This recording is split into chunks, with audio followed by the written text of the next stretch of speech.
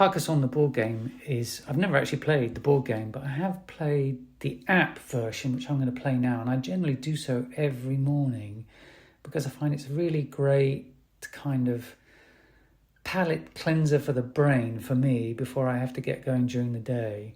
I've got this old app. I don't think you can buy this particular app anymore, but you can buy other apps. I'm going to turn the volume right down. I think the music will record anyway because I'm just doing a screen recording on the iPad. So just do a local game, new, and I play against 4 AI opponents. And just with the regular number of tiles. I used to play with the extended tile set. And the problem with that was the AI components wouldn't play strategically in anticipation of all the other tiles, and so it was generally quite easy to win.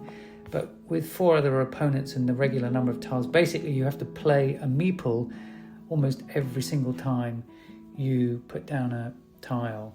Anyway, so off we go. What are we going to do here? It's a territory capturing game. So I am going to lay down this tile here, and by doing so, I'm going to give 1 point to the yellow player, the Countess, because her count for the territory she occupies with that meeple on the road is now 2. There's no choice, unfortunately, because whatever I do, I'm going to give points to either green or yellow. But now I think I'm minimizing the number of points I'm giving away. I am going to place my meeple there, so I would get 1 point for that piece of road if the game ended right now, but of course it isn't. We're going to continue on. So now the AI opponents are going to play, and I'm going to see if I can claim some more territory. I have now got a tile which has got 2 pieces of castle on them, and there's a couple of things I could do here. I think what I'm going to do is this. I'm going to place my tile here, and I am going to put my meeple on that piece of castle. And here what I'm doing is I'm trying to barge in on the yellow players, the Countess's castle. But if I can get a piece that would connect us, then we jointly will start to gain points from that castle. You can't place a meeple on a territory that's already been claimed. So this is a kind of surreptitious way of getting extra territory from another player by sharing. Anyway, off we go. Let's see what happens. Yeah, see, now I was hoping that there wouldn't be a piece added there above my blue meeple on that piece of castle, because now it's going to turn into a much bigger structure, and the chances of it resolving and finishing is low. Now I've got a cathedral, and I think I'm going to place this cathedral here, because I could place it up next to this purple player's cathedral, the juggler, but then I would be giving him a point, and I don't want to do that. I want to place it here in the knowledge that the red player, the Count, is going to want to extend his road, and so he may well place a tile next to my cathedral. My cathedral gets points by the number of tiles that surround it, including it. So currently it has 4 points if you look at it and the 3 tiles it surrounds it. Anyway, let's play on and let's see what the rest of the players do. Right. Okay, so I've got another piece of castle. I've got a number of options I could do here. I could play a piece, play here, and get points for both my cathedral, and I could put a meeple on that castle. I think I will do that. So I think that maximizes my point score there. I could have placed it in that growing structure there, but I'm not going to. You can see what's happening here for this particular complicated castle that's developing. Green is trying to get 2 meeples as part of that structure, and if that player, the warlock, did manage that, they would win it, because he'd have R2 versus R1, so that's something you've got to watch out for. There's nothing I can do about that at the moment. I think what I'm going to do is place this piece of castle here, because it gives me a point for my cathedral and it increases the value of the castle I'm building down here. You can see it's got a little shield on that piece of castle and that gives it an extra point. Anyway, let's play on and see what happens. Right, so you saw what happened on that piece of road in the middle there, those two loops. Because the road was finished, it went from village to town.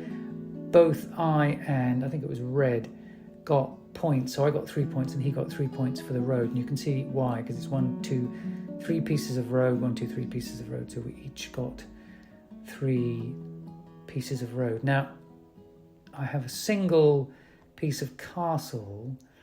What do I want to do? I think what I'm going to do is going to play here, and I'm going to put a meeple here. And why am I doing that? Because if you can see for this growing kind of complicated castle, I've got 1 blue meeple, and yellow and red both have 1, and green has, well, it has 2 which aren't connected yet. So currently green won't take that castle over by having more meeples. But by placing my blue meeple here, I could get in on the act, so that if green tries to take that castle, I can counter by maybe getting my meeple as part of that castle, so we would both have 2 and share the victory points for that structure. Anyway, let's see what happens. Okay, so red has anticipated what I was going to do over here, and the count has also got involved with that. And you can see down here, green is also trying to glom onto my castle there. And now what do I do with this single piece of road, which is not super useful? The place where I'm going to maximize points for that single piece of road is here, because if I go here, there's 1, 2, I've already got 3 points for that road. And you can see, if you look at the bottom, along the bottom here, I've still got 3 meeples left. So with 38 remaining tiles, you can see just over the green tick point there, I'm good. I think for every 10 tiles you want to have a meeple. Right, so that's the first completed castle right there. You can see what green's doing there. Green wants to get 3 meeples in that structure, and now it's all, that castle is now closed off. And so really I could at this point place this piece there, but that would be giving green 2 meeples within that continuous area of castle, and I don't want to do that, because then green would win that and I've only got 1. Instead, what I'm going to do is go here. Now why am I doing that? Because I'm giving yellow a connection to my blue castle, but I'm doing it because 1, I'm going to get 2 sets of points here. I'm going to complete my cathedral right there in the middle and get 9 points for that, because if you look at the number of squares around it is 8, plus 1 for the cathedral itself. Plus I'm going to get 2 points for placing my meeple there, and that is a complete piece of road. So I'm going to get that, and you'll see 2 points for the road, 9 points for the cathedral, and I get my meeples back. So that's really important. So I've still got 3 meeples at the bottom there, and of course those means I can reuse those meeples to try and get more points. Now I've got a single piece of castle, and I'm not quite sure what to do with it. I think what I'm going to do is I'm going to play it here, and I'm going to place a farmer on the land there. Why am I doing that? Because if you follow a continuous green area, it comes to this completed castle here in the middle of the screen now. And I would, because I'm farming where 1 completed castle is, I would get 3 points for that. And if any other structures are completed along that continuous piece of green that stretches all the way up past that purple cathedral, I would also get points for it.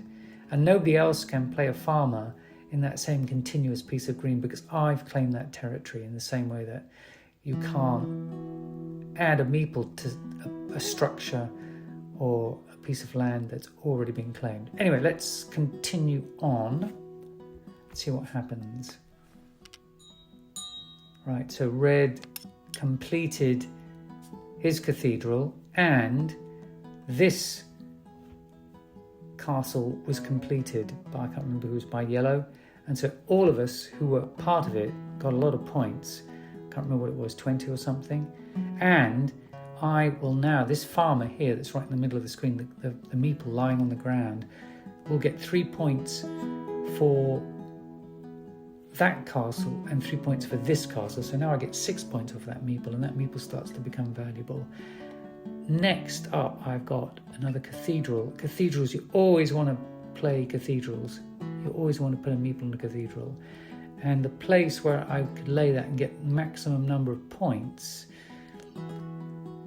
would be, I'm thinking, I'm going to place it here, which is a little bit dangerous because it's not clear that this area would be necessarily completed, but there's lots of other players are active in this region. So for example, yellow will want to extend that road, and by extending that road he'd give me points for my cathedral by laying squares adjacent to it. So I'm going to do that. There you go, purple did straight away, that was nice. And that.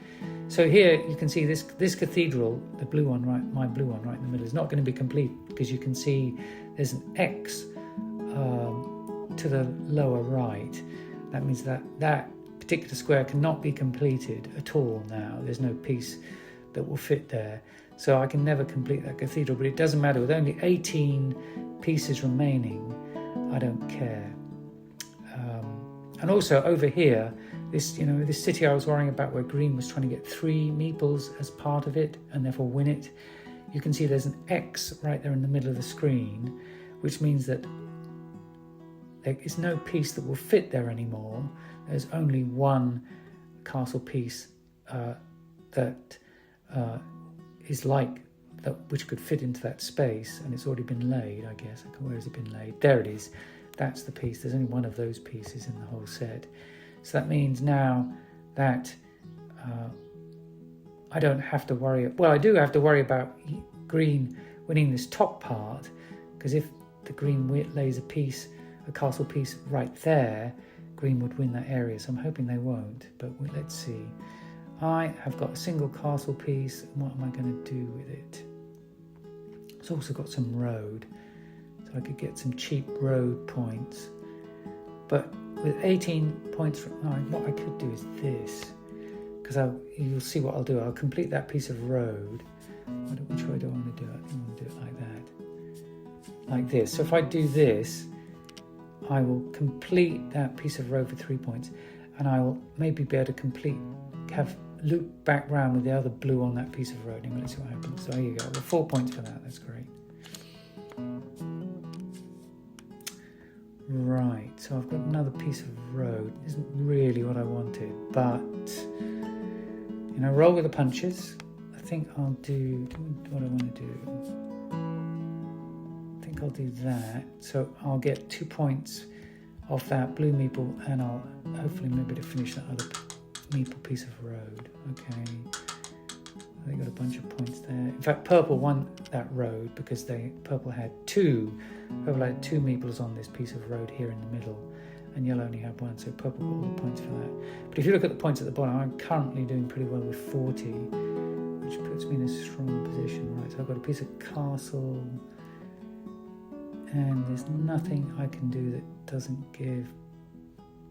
I can't glom onto any other castle at the moment, so what to do? I don't want to give points there. I think I'm just gonna, I could do this and then maybe, I don't know, green, I don't know, what do you think? I'll just go here and this is a bit of a throwaway. Alright, okay. So is there anywhere I can complete a castle? I could do something curious here. I could give yellow points, and then by completing, I could do that and then put a farmer meeple on the ground and get 3 points for yellow's completed castle, but I'd be giving yellow, I think, like 7 points, which I don't think I want to do. Oh no, sorry, I can go up here, look at that.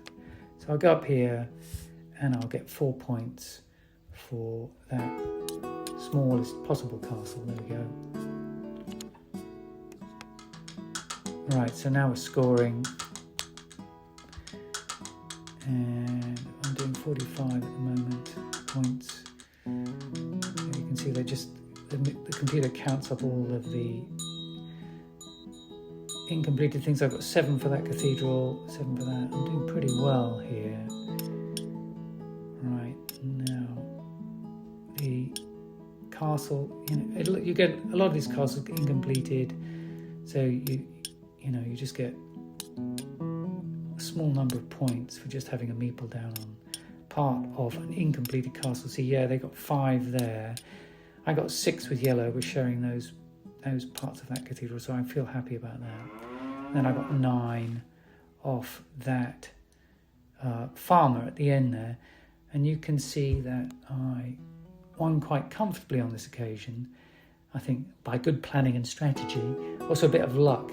I got 2 cathedrals, and cathedrals are always very good things to have. And I was the only person who did any farming. You can see if you look, that little green part of my score with a little flower on it means that I'm the only person who farmed. So I got 69, and you can see my ELO, which is not Electric Light Orchestra, but it's some count of my overall score, is 1,575, and I got plus 13 to that. And you can see I'm quite far ahead of the other players, but I've never got beyond about 1,600. I don't really know how to do that. I would say I win more than 50% of the time. I also lose, not much, but below 50% of the time. So it's a nice challenging game because of that. The AI is good enough that they can beat me, but it does depend a little bit on the luck of the tiles.